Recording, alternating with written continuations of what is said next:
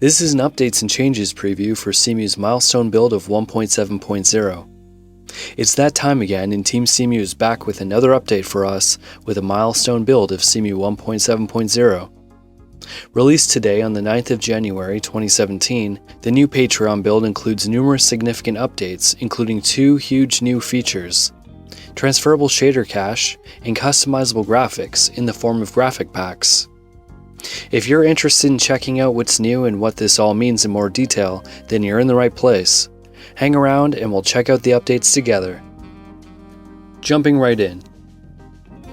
This is another milestone build, and as such, Team Cemu is making a jump in version numbers, just like when they jumped from build 1.5.6 to 1.6.0. With this next milestone, we're jumping from 1.6.4 to 1.7.0.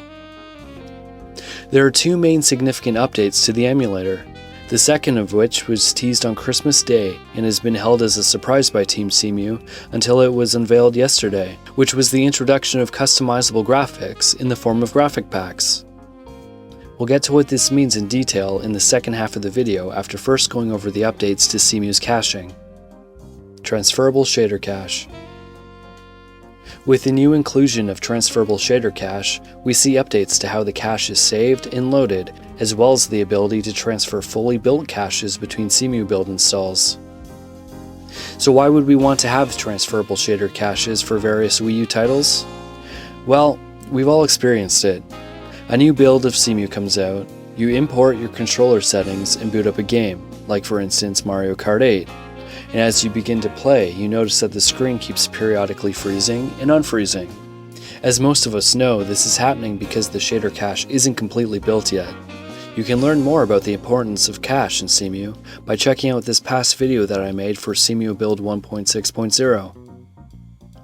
What is happening during these short freezes is that when you load a new game within a new build of Cemu, eventually Cemu will encounter a new shader that it hasn't yet encountered that is needed for a particular type of graphical effect. When this happens, it takes time for Cemu to find the appropriate Wii U shader to use and to translate that shader code into a PC-friendly format for Cemu to execute.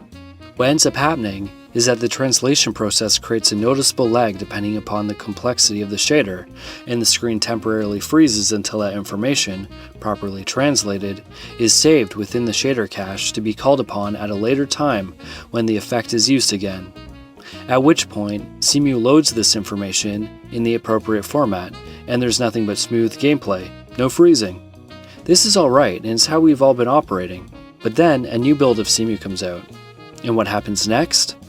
Well, you get the privilege of having to experience all of the fun of the freezing legs again, before you can get back to the point where your shader cache is properly rebuilt so that you can play your games the way they were meant to be played. The solution to this, of course, is obvious, and comes in the form of transferable shader cache. The brilliance of this is that the community as a whole can come together and can compile a complete set of shader cache data for all Cemu compatible games for everyone to use, effectively eliminating this problem.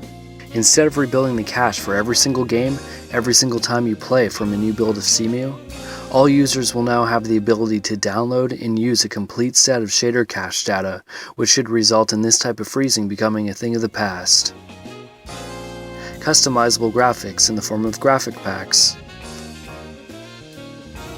The second considerable update to Cemu 1.7.0, which will also include participation from the Cemu community, comes in the form of the big Christmas secret unveiled yesterday, the introduction of customizable graphics in the form of graphic packs. So what exactly does this mean, and what do graphic packs allow you to do?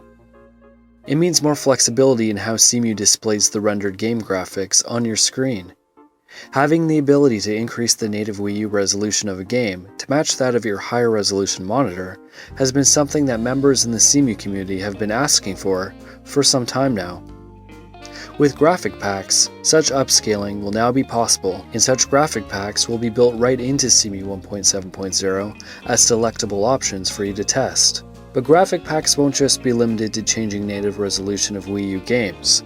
They will actually allow community members to do so much more than this. Graphic packs will work in a similar way to how graphic mods work, and anyone in the community will be able to create them, assuming a technical know-how, and users can share them within the community with one another. Graphic packs work by overwriting texture and shader properties, and hopefully in time will allow for custom textures and more complex control over draw calls. Team Cemu believes that in time, and with the help of the community, there could be a robust library of graphic packs for all of your visual game modding aspirations. That's all for now. This is a very exciting development for Cemu, and I'm really looking forward to seeing what kind of various visual modifications community members come up with to enhance our Wii U gaming experiences.